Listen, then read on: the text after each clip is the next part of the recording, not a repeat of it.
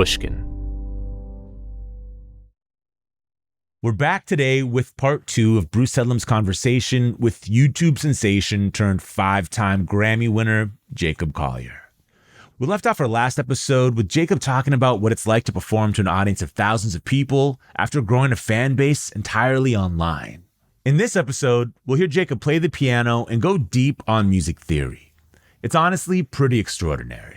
It isn't every day that a musician of Jacob's caliber takes the time to sit down at a piano and really break down his creative process and the theory behind it. He also talks more about his new album, Piano Ballads, and about how the old standard Moon River taught him the power of centering his avant-garde arrangements on emotions. This is Broken Record, liner notes for the digital age. I'm Justin Richmond. Here's Bruce Headlam and Jacob Collier. One of your early experiences on stage, I read, was you sang in a couple operas. I think you sang in Wozzeck and Magic Flute, but then you did Benjamin Britten, The Turn of the Screw. Yeah. And you said, I think it was his harmonies, like blew your mind or something. Now, I thought I would have to sit here and pretend to understand Benjamin Britten, and that was making me very nervous. And I do like the interludes from Peter Grimes. Oh, well, yeah, aren't they amazing? Since I didn't know, I reached out to 2 people who do know. One's my brother Phil, who's a conductor in Europe. Actually, he used to teach at the Royal Academy. Oh, he did? I think, yeah. And my other is my brother Dave, he's a music theorist at Eastman. Wonderful. So I said, what do I possibly say about this? They say Britten's harmony is not defined by something in and of itself. But here's how they relate it to you, and maybe this is why you liked it so much. Your negative harmony uses what theorists call inversion. Tell me about negative harmony and how you use it. So negative harmony is quite an ancient idea. It's an idea based in polarity. So the idea that what goes up must go down. You know, a tree has branches that grow up and roots that grow down. And it happens in nature. And so I had a teacher of mine when I was at the Royal Academy for a couple of years. His name was Barak Shmuel. And Barak studied with a very, very great saxophone player called Steve Coleman. And Steve Coleman is just one of the deepest musicians who's alive. And he has got very deep into studying certain musicians. There's one that he cites, his name is Ernst Levy, who wrote a book called A Theory of Harmony. And I've dipped into this book, and it's dense, but fascinating. and the idea is actually really simple. You know, it's the idea that if you have a melody that goes, you know, and you reverse every direction, what goes up must go down. So the reflection of this is this, right? So when you say the reflection, if there's a full tone up, it's a full tone down. Exactly, yeah. It's like you put a mirror at this note, and this is up a tone, so that goes down a tone. Right, like that. So the idea is very simple. So Steve has thought about this as a melodic idea. You know, so a phrase, you know, like that. You know, and if I flip that, it's, yeah.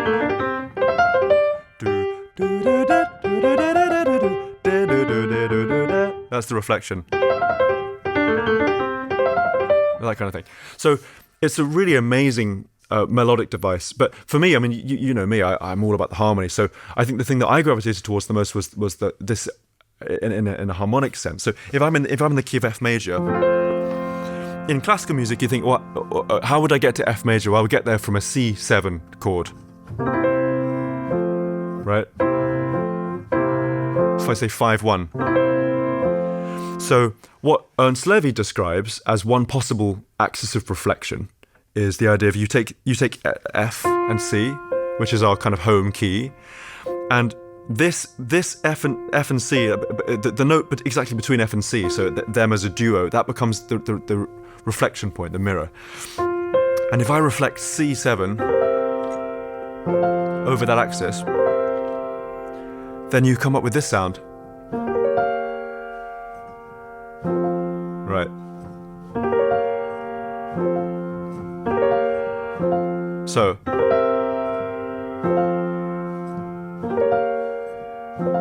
And I mean, you can imagine when I first heard this, I thought, oh man, that's so thrilling. The idea that the reflection of the dominant chord is as led to the key. Because if you think about C7, this note, which is a B flat, this wants to sink. That's where it wants to go.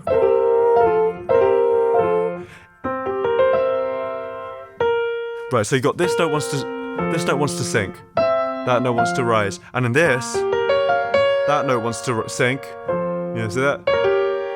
So the gravity is equivalent. That's the crazy thing, is that it's the same amount of gravity to F,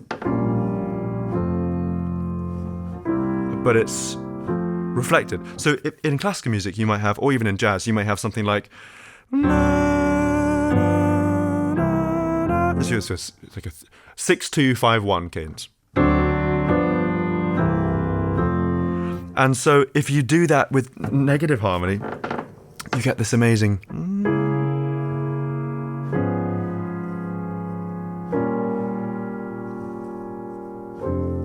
Like that.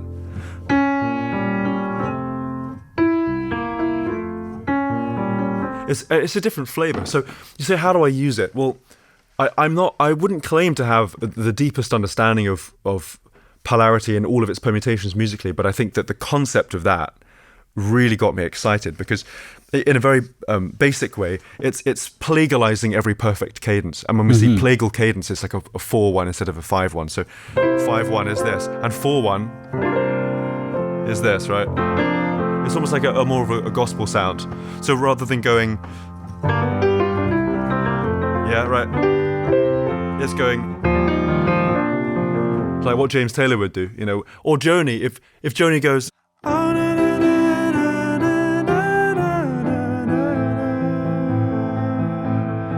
what she doesn't do is,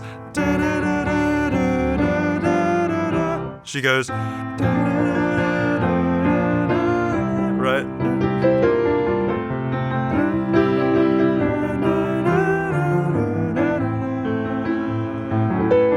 And then,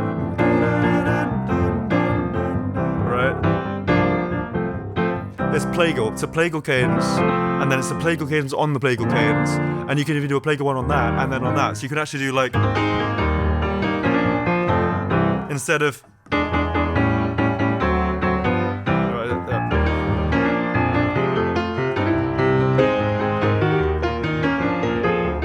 That's so cool to me. 4-4-4-4-4-1. And so, do I think about this when I'm improvising piano ballads on stage? Consciously, no. But what I have done is familiarize myself with the materials of what that feels like in my own experimenting at home and practicing, and understood that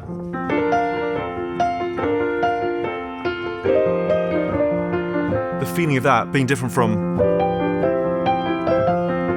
this is like a brighter version, and then the negative version is darker. Bright and dark, that's a universal thing. You won't meet a person or a creature or any living thing that does not understand bright and dark. It's such a huge thing. And obviously these things are very subjective, but musically talking, if I arrive at F major,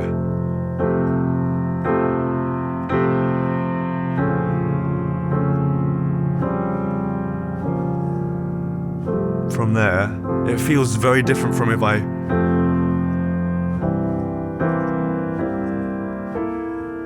arrive from there. I mean, it's so exciting. That's the negative one, and the perfect one being,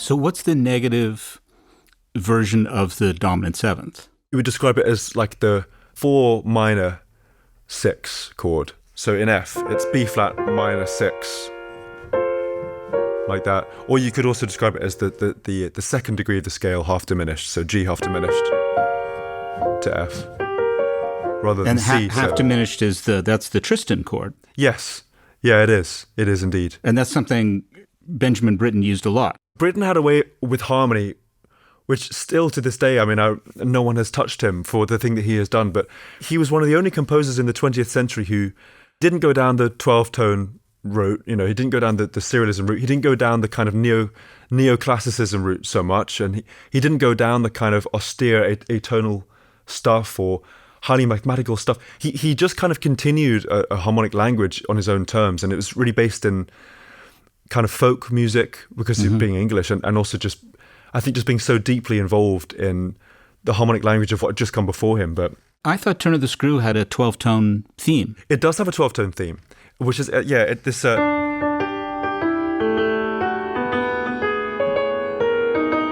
That's like the opening theme, which I just absolutely love. But I guess when I say he didn't embrace 12 tonality in a total form, it was part of his arsenal. Mm-hmm. He would draw on it to tell a story, a harmonic story based in his otherwise kind of fruiting language. But the 12-tone thing, there were certain people who wrote music purely based in that as a form. And I think Britten had a way of alchemizing all that was going on around him, but he didn't do it for that being the sake of it. He didn't live and die by that conceptually, and I think he was able to pull from it and tell these stories. And the thing with Britten, to my mind, is, he would do this chord where it's as much about the notes that aren't there than the notes that are there. A chord like that. I don't know whether Britten's used this chord, maybe he has, but... Now, just tell me what you're playing there. Well, that chord, you could describe it as like an A dominant chord with a ninth, but it's a very strange voicing. An A dominant chord with a ninth is this, right? But if you do just that, there's no E, there's no E. If I did that, it's much more palatable, but Britten has a way of these things shining here, and your ear hears the gaps. It's like these big gaps. And yeah, there's like an austerity to it, like a cold water nature to it, but there's also a huge power and a delicacy, and he's just able to command such extraordinary tapestries of color and sound. And I mean, another thing that was going on in the 20th century, I mean, even before that, I think Britten used beautifully was the idea of kind of bitonality. You have one part of the music in one key, and then another part in a totally different key. And if you had there's something very sweet up here. These really kind of it's an amazing feeling, because your mind is led in one direction by one and one direction by the other. And there's one aria in the Tone of the Screw called Marlowe, which I sang as a boy. Yeah. Marlowe, Marlowe, Marlowe, I would rather be. And it's this beautiful, like really haunting, innocent kind of thing. And beneath it, especially towards the end of the production, all sorts of really emotional, deep chords going underneath the surface, and it just maintains this purity. So, I didn't understand those chords at that age. And I mean, even to this day, I haven't sat down and gone deep in analysing them, but the feeling of being a part of those chords as a member of the cast has stayed with me for life. And the idea of being that part of the chord, or outlining that part of the innocence of the chord and the storyline, it's reference to the darkness underneath. I mean, it's just so rich and so beautiful. And I think that I approached that music at that time completely without analysis. It was because I was 12, and I was missing a bunch of school. It was really exciting. I got to skive off lessons and go to Spain and learn this really dense, rich music. And I really I felt like I emotionally really understood it. I understood it, far more than a lot of the having mates and doing stuff that kids do and having to socialize with children. I didn't get that as much as I understood Britten. With Britten, it was like, oh, I understand what's going on here. I can emote and relate to this as a form. Now, you said it's a different chord, the way you're playing it in the right hand and in the left hand. Are they related harmonically, or are they two completely different thoughts? Well, they can be related harmonically. I think normally there's a sense of gravity that each holds, and in the world of Britten, the D major has all of its own gravities,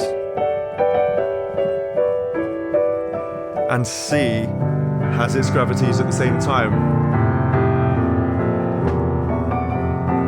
And they don't have to connect. There doesn't have to be like, whoa, whoa. It's just it's so boring when you think about harmony in that way. So, and I think I used to think of everything as a scale, everything as one unified sound, that everything had to be connected and analysed vertically. Mm-hmm. But now I think I'm getting more of a kick out of horizontal harmonic thinking, which I suppose is more in line with someone like Bach, who writes these amazing 4-part things, but he doesn't think, I don't think he necessarily thought about like, okay, F major, C major, D. He thought, this melody is going here, and this melody is going here. And they connect in that way. And harmony is a byproduct of melody in that situation. You have a video, you have many wonderful videos, but there's one with you and Herbie Hancock. Oh, yeah. That I'm thinking of now, watching you play. Whereas he describes, and I'm wondering if this is related, in playing jazz, he says, we'll play the arrival chord in the right hand, and then play the chord that's getting there in the left hand. Yeah, there's this tune that Herbie taught me called Don't Follow the Crowd, which is a killing tune. And there's one moment in the tune where it goes...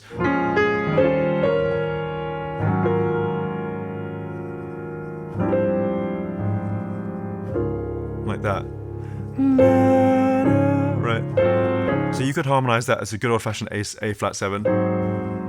But Herbie talks about the idea of it being a C7. Oh, it's just so great.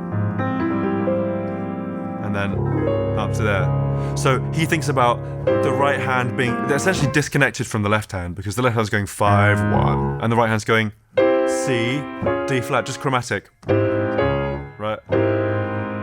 And Herbie would say that comes from the 20s, you know. The kind of this, you know, rather than... It's very chromatic. Yeah, chromatic approach rather than, you know, functional. But I think my instinct is always to try and think of things vertically first. So I was trying to think, how can you make that fit? You know, because you've got a dominant 7 and a major 7, so you actually got all 3 of these notes at the same time. But it's great, you know, and I like it because it tears the rule book up, and I think that's also why Herbie likes it, because Herbie's such a maverick, you know, that guy. He loves getting inside the cracks of these things and finding chords that feel right. I mean, the first time I ever met Herbie was in Montreux in Switzerland in 2014, and the first conversation we had was like, hey man, how you doing? Blah, blah, blah. And within 2 minutes we were talking about minor ninths. It was just like, hey man, I love minor ninth. This is this minor ninth that sounds like this. You know, this really gnarly kind of interval. But if you put a minor ninth in the right place, then it can be so beautiful. So say for example this. It's such a beautiful, austere sound. You know, or if I spread that out,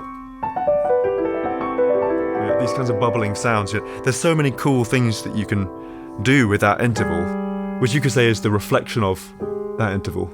And a major 7th is also a very important interval. But it was just fun to sit in this restaurant with Herbie over chicken, and we were just talking about minor ninths. And it was one of the moments where I thought, what is my life, you know, right now? Sitting with Herbie Hancock and talking about minor ninths, this is crazy, you know. Over the years, Herbie's become a really great friend, you know, and also a mentor. And I think I've learned so much from him, and sitting down and listening to how he thinks and talks and plays, and so many life lessons with Herbie. It's not just musical lessons. It's not sitting down. Herbie shows me a hip new voicing. It's you know, Herbie talks so much about, you know, permission and fearlessness and how music comes straight from life and all these kinds of things. So a minor ninth, that doesn't exist in a stuffy old textbook in the back of a library in some, you know, godforsaken music theory book. It exists because it holds tension in the present now. That is the sound now. How do you use that? It's so expensive, you know, what expensive thing to use. And if I'm singing wise men say, right, that is a minor ninth. Or I could equally do, which is that minor ninth there. And suddenly we get into Britten territory again. You know, the idea of things that, you know, Britten would use a chord like that instead of like, you know, it's like a chord like this. You could call this a D11 chord, which cadences to G. Well, why is that chord so emotive? Well, you could say, you know, because blah, blah, blah, has notes in it, blah, scales, blah, but that's not why. It's emotive, I think, because the G is already home. It's already home. Britten did this wonderful arrangement of, I think maybe he even composed it. It's called the New Year Carol, and he goes.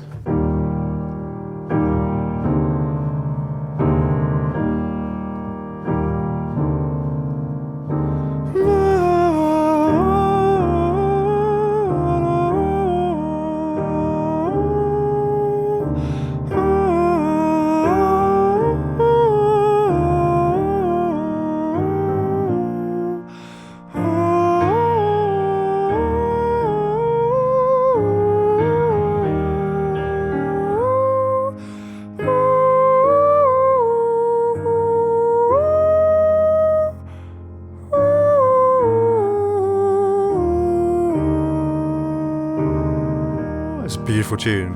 And that chord, why is that so special? Well, because he could have just done, yeah, he kind of does a similar thing, but no, he keeps it, it's like a constant. It's like, it's a steadfast, there's steadfast at home, and even though we're not at home I got this, we're still home at the same time. And you got minor ninth, there's the sacred minor ninth, they're fighting, but it's resolved and unresolved at the same time. I mean, that's such a human feeling. Oh, it's just beautiful. And I mean that.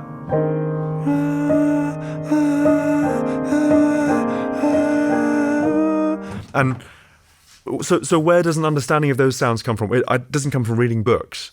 It doesn't come from taking music classes. It comes from listening with an open mind and then playing with the things that move you about it, and getting inside a sound.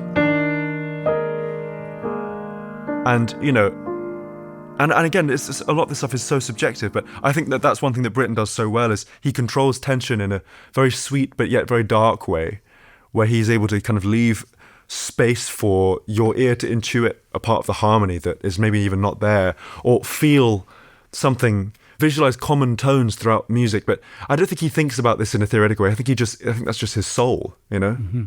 One of the interesting things about this album is you can hear the audience reaction, and there are times you're improvising and they don't know where it's going. And I'm not sure you can even hear it, but there's a sort of tension. Yeah. And this happens in a lot of concerts, but more so in yours, because they don't know where you're going. Suddenly you begin, say, Let It Be. You really took a long time to get to Let It Be. People are like, whew, that's a relief. Yeah, exactly. I don't think I decided necessarily that was definitely the song I was going to play until I ended up here. I thought, okay, I may as well go, When I Find Myself, and that was off. I guess what interests me about it is there is this tension in popular music. And we're talking about Benjamin Britten, we're talking about Herbie Hancock, but you're very much in the pop world as well. There's always been this tension between musical knowledge and ability on one hand and simplicity and what is thought of as sincerity on the other hand. Progressive rock, punk rock. Yeah. People prefer punk rock. Right. Country is famously called 3 chords and the truth. Yeah, right. Are there some songs that you simply can't do this level of reharmonizing on? It surprised me, for example, you did Tennessee Waltz, which is very kind of traditional. Yeah. It's probably a 1-4-5. Yeah. Are you in the middle of some songs going, the song can't take this? Yeah, there are definitely moments where a song does not guide you to being reimagined heavily harmonically. There's one song on the album called All at Sea, which is maybe my favorite song on the album. It's a song by a guy named Jamie Cullum, who's just one of my favorite musicians from England. And it's funny, I didn't do any reharms. Well, I did a couple of sneaky ones, but I didn't fundamentally reharmonize that song because for some reason, maybe it was my mood or whatever. But the song, it just kind of, I'm all at sea when no one can bother me. Forgot my roots, if only for a day. It doesn't need, it doesn't need that. It sings. And one of the joys of improvising is that you have to take yourself as who you are on that day. So I remember when I did Tennessee Waltz, that was the 5th show in a row that we'd done. We'd done, I think it was 2 Copenhagen shows, a Sweden show, one more show which I'm forgetting now, and then Oslo was the final of the 5 shows. So I was exhausted, but I was also very kind of hyper. And my really dear friend Stian Carstensen, who's a totally unbelievable Norwegian button accordion player who also plays banjo and cabal and pedal steel. He actually brought his pedal steel for this, and I asked him to sit in on the song. Tennessee Waltz is a fun place to start because it's a song that kind of everyone knows, especially musicians, really, really know that song.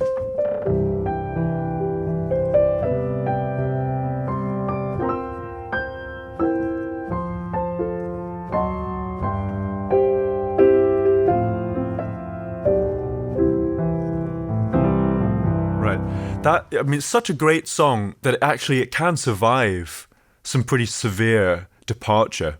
But I think for me, the thing I like about that performance with Stian is that both of us have this way of climbing around and doing all sorts of weird, funny things. But the song is like a North Star. It guides us back, and then we'll go off and do the bunch of stuff, and then suddenly we'll land at the song again. And it brings us back home. So but then again, I think if I thought, oh gosh, I really shouldn't do this to the song, or oh no, that would be inappropriate, or whatever. These principles, I think less is always more, or you really have to treat these things with respect. And I don't think that's not how life works, and I also don't think that is a sound way of learning. I think that you have to give yourself permission to try it all.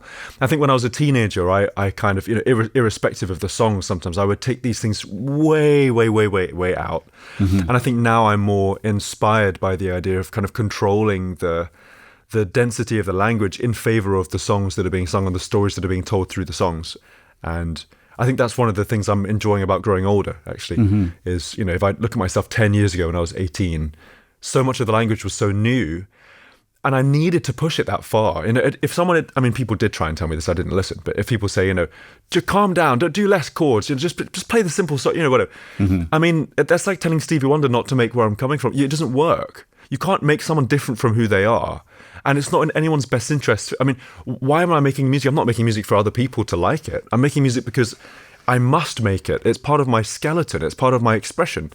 And I think that it's only in giving people the permission to be their full, authentic selves that you end up with a person that is actually grounded in the truth of who they are.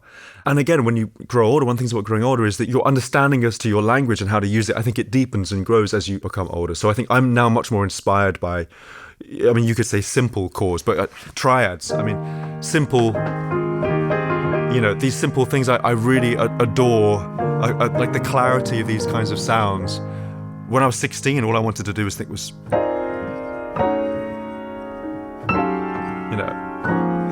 wow, they're such cool sounds, But I'm glad that I went through that, and I'm glad that I've come into the triadic world with those experiments in tow, because it means that if I'm playing, Wise Men Say or whatever, there might be a moment where I do sprinkle a chord that's quite expensive, followed by a simple chord, and then you get into really painting with that language. It wasn't a question of should people have permission to experiment, because of course they always should.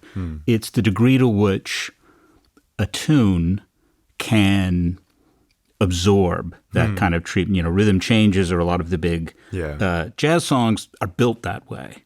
Right. I'm thinking because I do like country music, and I like the pleasure of the three chords. One of my favorite versions of a country music song is, Ray Charles doing You're My Sunshine? I think I've heard that, yeah. Oh, it's fantastic. Stunning. But I don't think he does much. I think it's a lot of... He just sings the song. It's a lot of rhythmic stuff. Yeah. It just moves like nobody's business. But I don't actually think he does much substitution. Yeah. But to me, and maybe it's almost a self-consciousness that, do I like music that's too simple? Yeah, I don't think there's such a thing as that.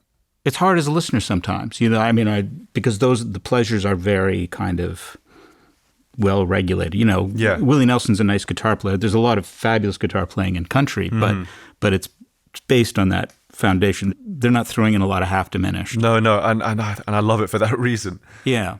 I think certain songs can survive being kind of messed with, and other songs do kind of just fall apart. I wanted to ask you about Moon River, because you once said that's a song that taught you a lot. Yes. Yeah. What did you mean by that? It's another one of these songs like Can't Help Falling in Love, where every note in that melody is in the major scale.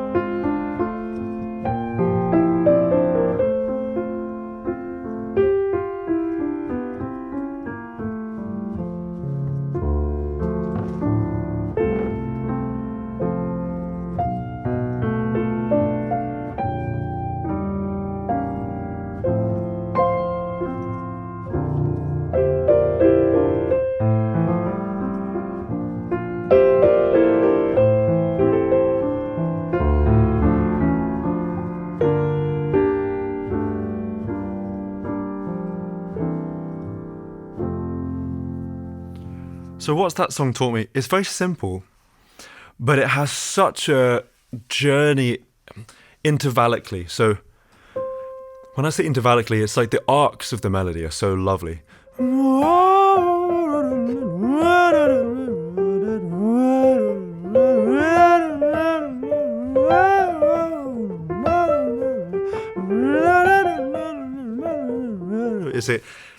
It's like rainbows, you know. It's like a line that's drawn like this, and those shapes are so strong that I think it held my language together a little bit.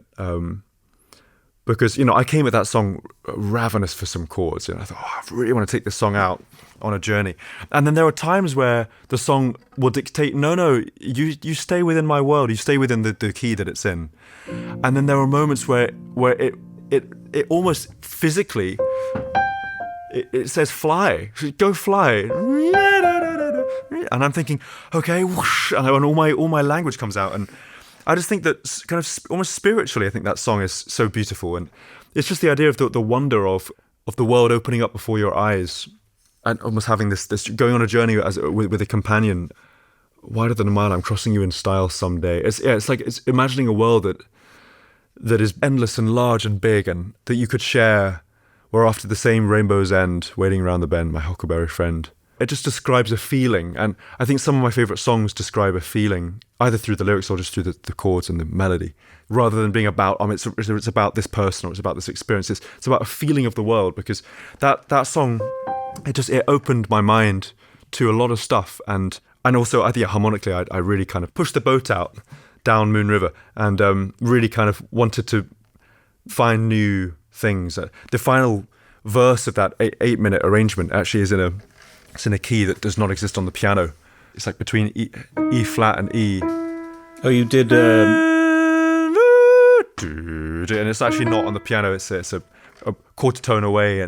But there's a portion at the end of the arrangement after that where I move between all these keys that aren't on the piano, and it's something I've been very, very excited by and interested in for some time. But I really, in a musical sense, arranging that song gave me a lot of understanding as to how to achieve things in a microtonal world, but based in the emotions of a song that kind of held it together. So how does that work? What's the emotional effect of switching to not a semitone, but a semitone, a microtone? Yeah, microtone. Well, it's the same feeling as changing key chromatically on the piano. You know, if I'm playing Moon River,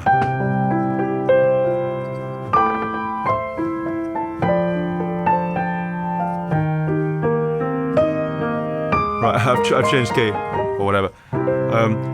Moon River.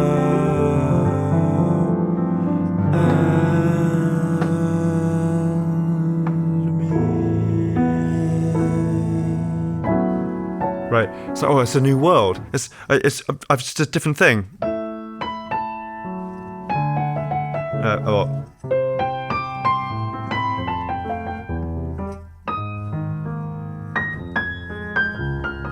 Well, what's different about these keys? It's different color, different flavor, different feeling. So with microtonal keys, it's the same thing. It's just even more subtle. So, you know, if you, for example, are aware of only the major scale, and you go, right, this all sounds good, or pentatonic, and every style of music in the whole world pretty much incorporates the idea of this pentatonic scale. It's a universal thing. And if I go, I say, oh, that doesn't fit. That note is not in my language. Oh, it feels really out and strange. How could anybody ever use that note? You know, why would you do that? But actually, you can do it. Say if I take the E and I pivot, then I'm there. You know. So the same is true with microtonality. I think right now, based on the last 500 years of musical instruments that have been built in 12-tone equal temperament, which is the idea that every semitone is the same size, and there are 12 notes in an octave. There are lots of other ones. You know, there's 31 note equal temperament, which is I'm actually a huge advocate for. I think it's really good. And so instead of, it's like, you know, etc.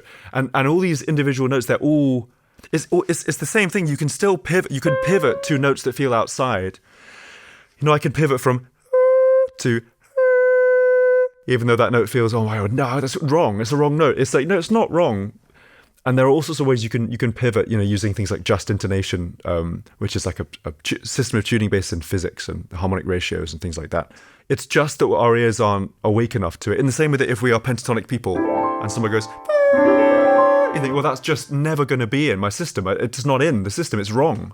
But and as humans, sometimes we have a way of thinking, that's wrong. It doesn't fit into my system. What a damaging and dangerous concept, politically, conceptually, philosophically, energetically, to say, you don't belong in this because it doesn't fit in my system of understanding. And think of the opportunities we have to connect with each other and ideas, but we shut them down because we are close to our own systems. And all of us do this. I mean, I do this in many aspects of my life because I'm a human too, but I try not to because I think that music, which has taught me so many things, definitely teaches me to welcome things. And the idea of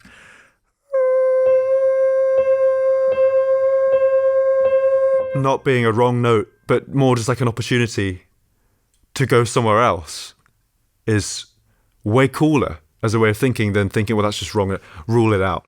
So when you did Moon River, did you change it electronically, like post-production, or did you adjust the instruments, or was it all vocal? It was all vocal. So okay. It's about 100 voices at once. It's a massive sound. And it's the reason why I think the voice is the most kind of important and versatile instrument of all. But yeah, I just sang it in as I wanted to hear it. Having perfect pitch, does that allow you to hear the in-between notes as well? Well, it's funny because, perfect pitch is one... It's you would say, it's absolute pitch, I can pluck a note out of the air, but I mean, it's just based on the notes that we've been given. So we've been given 12 available notes, and I think now I'm excited to kind of expand my, you could say, perfect pitch into more than 12. Have you played Harry Partch instruments? Well, so I've never played one of his instruments, but Harry Partch is one of the most kind of important pioneers of microtonal instruments. There have been so many people over the years who have attempted to solve the problem of how do we make our chords sound really good, but also put them in equal temperament. So, not to get too nerdy, but every note in the universe has a set of overtones. So if I say, which is a B flat, if I go,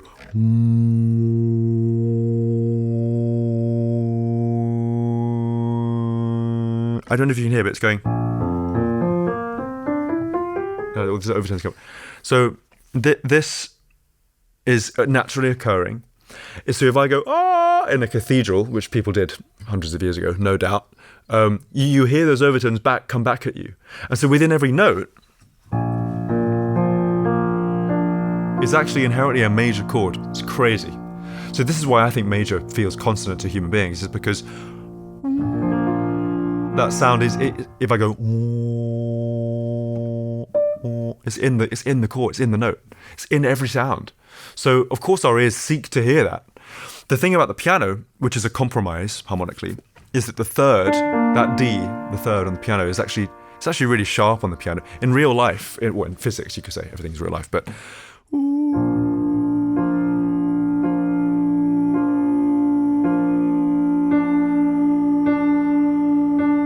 you see, it's really sharp. But the pure tone, we call it the justly tuned third,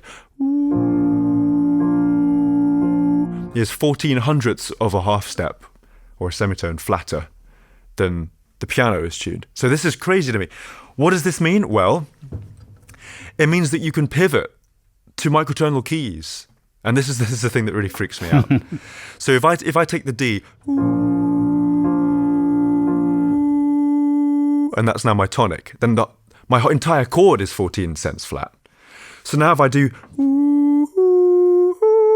that's the D major chord. The third of that chord would itself be 14 cents flat. So now my F sharp is, which is quite a lot flatter than the one on the piano. And then that itself can become a major chord. And then the third of that is 14 cents flat. So by this point we are, what's my math? 42 cents flat, which is almost half a semitone flat. So this is how, at the end of Moon River, and also in other arrangements I did, I actually moved between microtonal keys. I'm not just jumping there. I'm pivoting using just intonation ratios, harmonic physics-based intervals, to guide the ear to a place where it doesn't know or sense anything is wrong or untoward.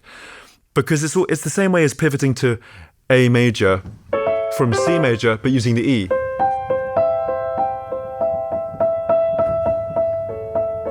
I don't feel like I've gone huge. It's not like going, it's not like you're not jumping to a foreign place. You can do that, but the thing I'm really, really, really excited and interested in right now is how do you unpack microtonality, but completely in functional chord systems and functional harmony, because there's also people who make microtonal music that sounds really unlistenable and is very intellectual and is just really jarring, and it can be very beautiful as well. But I think for me, the idea of using these justly tuned chords and intervals, pivoting, using those sounds, I mean, that's crazy, man. That's so exciting. You're now on the hunt for ghost notes. It's between the notes. What's next for you? Well, we haven't spoken about this too much, but I'm in the middle of a quadruple album. This is besides the Piano Ballads album. Jesse, volume 1, 2, 3, and 4. And each of the volumes of Jesse has been it's like a different musical genre, different musical space, different set of sounds. And so it's like a 50-song, sprawling, kind of insanely ambitious project that I began 4 years ago now, or over 4 years ago now. I wanted to lay down the foundations of my own musical understanding so that at the end of the fourth volume of Jesse, I could start my career. That was my plan. And the way I wanted to learn was by collaborating with all my favorite musicians I believe to be the most kind of extraordinary, important people to me. And some of those people are old legends, and some of those people are 10 years younger than me. But I was really, really ravenous to collaborate because I just made this album in my room and I toured it for 3 years on my own on stage. And I just really wanted that human connection. So I started this project. So Jesse Volume 1 was an orchestral album. By no means was it classical music, but it was music made with an orchestra and my mind and instrument skills too. And so there was that. The Take 6 were on the album. Laura Mavula was on the album. All sorts of amazing people. And Jesse Volume 2 was more of a sort of a folk record, I suppose, a record based out of the guitar and writing songs. And that album was packed with collaborations too. Sam Amidon, Catherine Tikel, Liane La Havas was on the album, Jojo, Umo Sangare from Mali was on there, and she's extraordinary. And Steve Vai, the legendary rock guitarist, was on there. Jesse Volume 3 was more of a kind of R&B. I hesitate when I say pop, but it was the most pop album I've ever made. These songs had electronic production, 4 on the floor, sorts of things, as well as really kind of dense experiments. And that album was T-Pain and Jessie Reyes and Tori Kelly and Mahalia, Ty Dolla $ign, Kiana Lede, some really extraordinary people, Rhapsody. So what's next for me? Well, Jesse Volume 4 is on the horizon, and it's been a couple of years in the works, and more excited by it than I can possibly say. It's been a challenge to kind of contain the overwhelmingly dazzling potential of what it could sound like and be in my mind, because there's just so many things.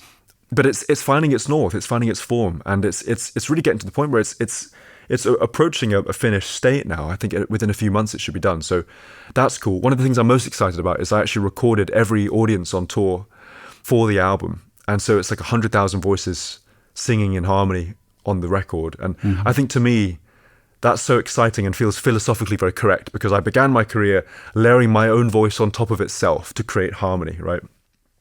And it's almost like I posed the question, well, what is harmony? What is connection? If harmony is the connection between things, what am I seeking here? What began as a journey in isolation, and it's by no means ending, but it's definitely the end of an era, this Jesse era, the last 5 years of my life. What have I learned? Well, I've learned that everyone in the world has a voice.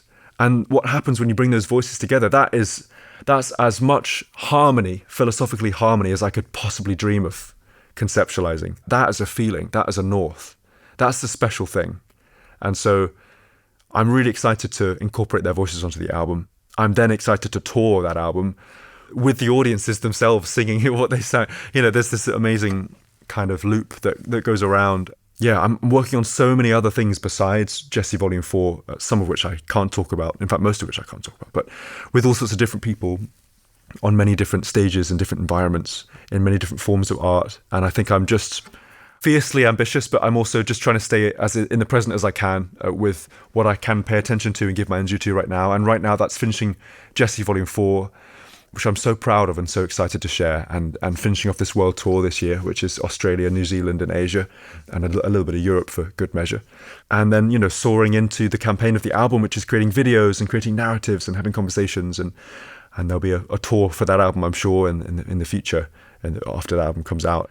And, then I think the biggest challenge for me is leaving a blank page so that things can take me by surprise, because I could plan the next 10 years of my life and actually fill every day. So I think it's almost a matter of just thinking, well, let's just leave room for things to come and surprise me and people to come and surprise me, and for me to be swept off my feet a little bit, by the things that happen in life that you can never plan for. But it's almost like improvising a ballad. You go on stage, or you step forth in life, and there are certain things that you can hold on to. There are certain parts of language and knowledge you understand, and then you have to just let it all go and see what happens. Well, thanks for spending this time with us. You swept us off our feet. It was just wonderful. Thank you so much. Thanks so much for having me. Thanks to Jacob Collier again for sitting down to talk to us about his career and about his process and about some insane musical theory. You can hear Piano Ballads and all of our favorite Jacob Collier songs on a playlist at brokenrecordpodcast.com. You can follow us on Twitter at Broken Record. Broken Record is produced with help from Leah Rose, Jason Gambrell, Ben Tolliday, Eric Sandler, Jennifer Sanchez. Our editor is Sophie Crane. Our executive producer is Mia LaBelle. Broken Record is a production of Pushkin Industries. And if you like our show, please remember to share, rate, and review us on your podcast app. Our theme music's by Kenny Beats. I'm Justin Richmond.